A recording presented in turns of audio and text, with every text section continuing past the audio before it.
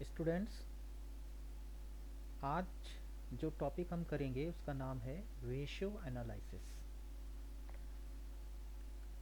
देखिए, सबसे पहले हमें जानते हैं रेशियो एनालिसिस होता क्या है।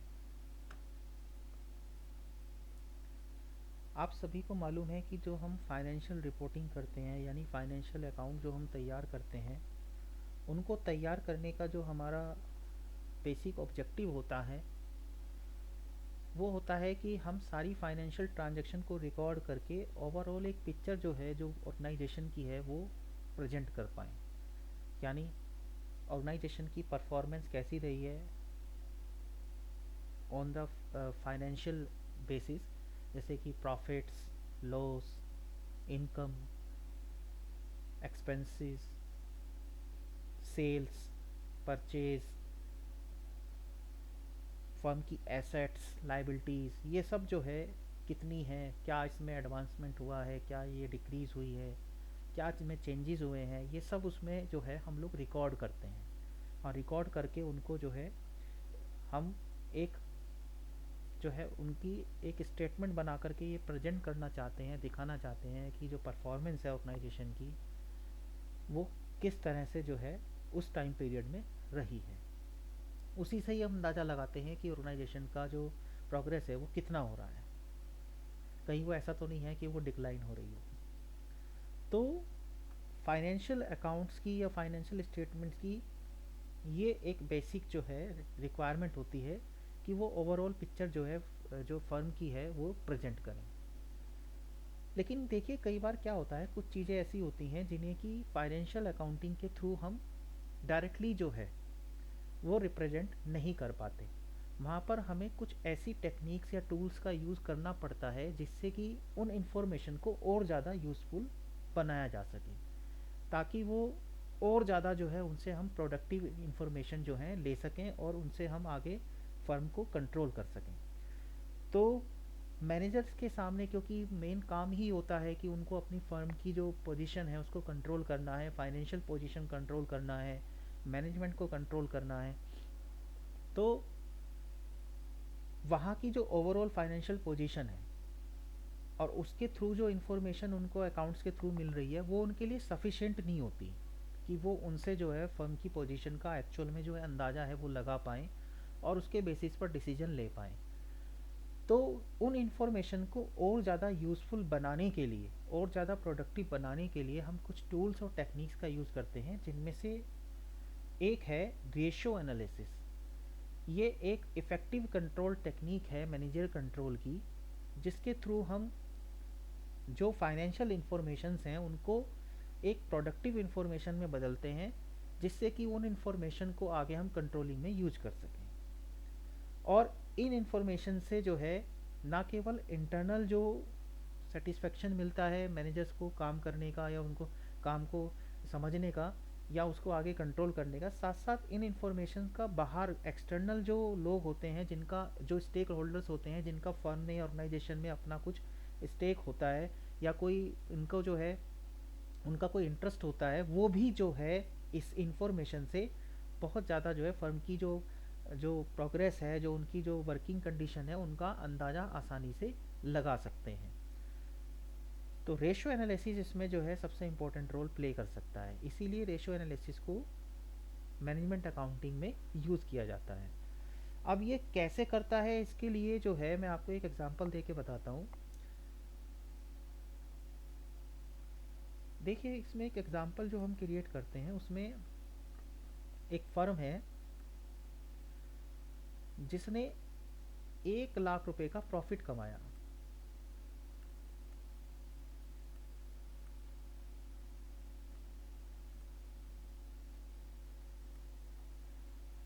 ये आपकी हो गई फर्म ए।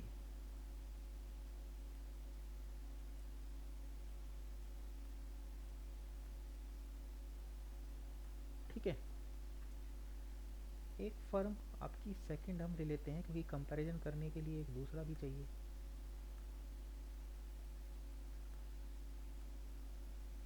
उसने भी 1 लाख का प्रॉफिट कमाया है।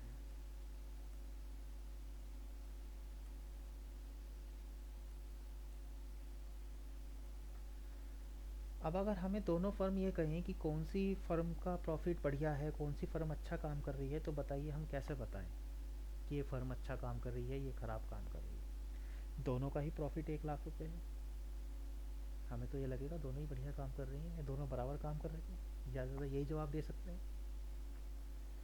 तो फाइनेंशियल अकाउंटिंग की एक जो एक तरह से कह लीजिए क्रिटिसिज्म है, ये है कि ये आपको कैसे इंफॉर्मेशन को प्रोडक्टिव तरीके से जो है हम उनको उससे कोई एनालिसिस कर पाएँ, उस तरह से प्रेजेंट नहीं कर पाती। उसके लिए हमें कुछ मैथमेटिकल टर्म्स लगानी पड़ती हैं, जिनमें आती है रेशियो एनालिसिस। अब देखिए इस इंफॉर्मेशन को कैसे हम यूज़फुल बना के पता करेंगे कि ये जो फर्म है इन दोनों में से बेटर कौन सी है। एक बात और बता दूं आपको कि इसकी यहाँ पर जो कैपिटल लगी हुई है फर्म ए के यहाँ पर, या ये कह लीजिए सेल्स, चलिए सेल्स का ही ले लेते हैं। इसकी जो सेल हुई है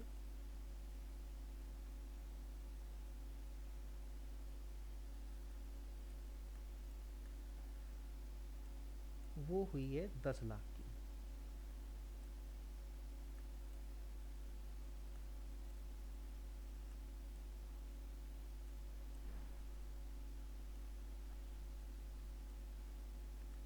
ठीक है, अब आ जाते हैं बी वाली की सेल पर।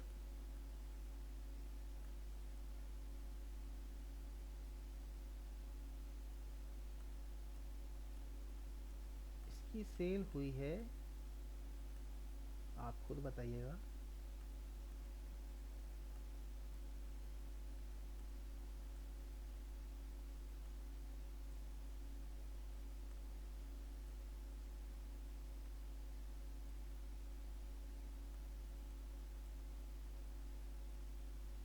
कितनी हो गई, 1 करोड़। इस फर्म की जो सेल है वो है 1 करोड़ की। देखिए इनकी सेल 10 लाख थी, इन्होंने 1 लाख प्रॉफिट कमाया। इनकी सेल 1 करोड़ थी, इन्होंने 1 लाख प्रॉफिट कमाया। ठीक है, अगर हम इसका देखें तो 1 लाख रुपए इन्होंने 10 लाख रुपए पर कमाए हैं।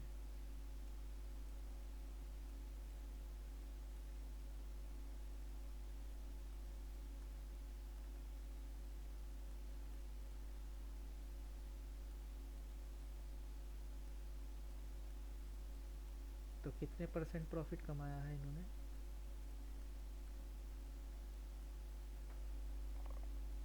10%। ठीक है,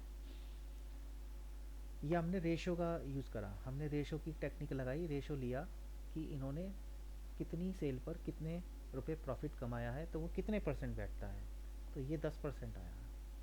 अब यही काम हम यहाँ करते हैं।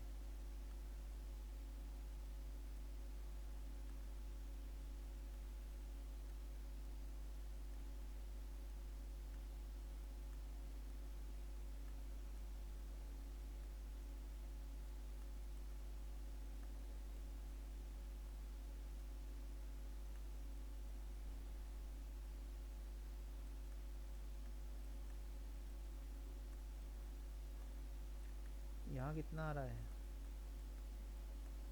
1%।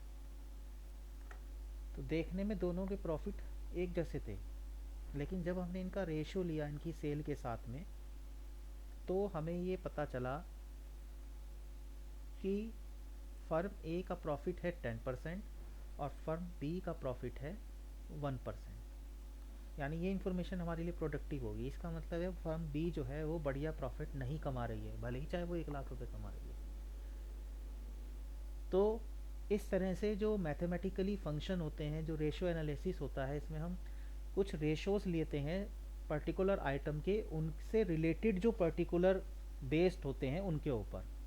जैसे प्रॉफिट का जो बेस होता है वो सेल होता है।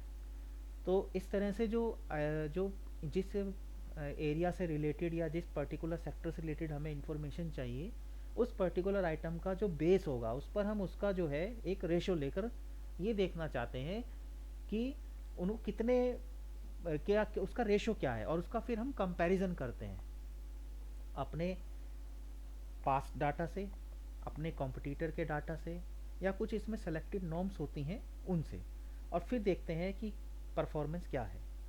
तो जैसे यहाँ पर एग्जांपल से समझ में आ रहा है कि यहाँ जो है फर्म ए बढ़िया मानी जाएगी बी के कंपैरिजन में, क्योंकि वो प्रॉफिट जो है वो ज़्यादा कमा रहे हैं, 10% कमा रहे हैं, उनकी परफॉर्मेंस अच्छी मानी जाएगी बजाय बी के, क्योंकि वो 1% ही प्रॉफिट ले रहे हैं।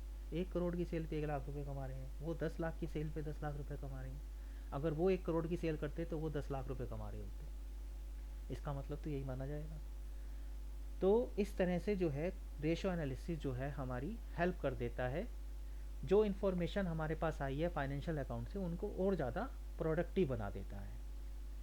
तो इस तरह रेशो एनालिसिस जो है ये यूज़ की जाती है। Ratio analysis is an important technique of meaningful analysis of financial statements. As such ratio are simply a mean of highlighting in arithmetical terms the relationship between two and more figures drawn on the financial statement। दो figures हैं उनके बीच का एक relation जो है वो बता देती हैं।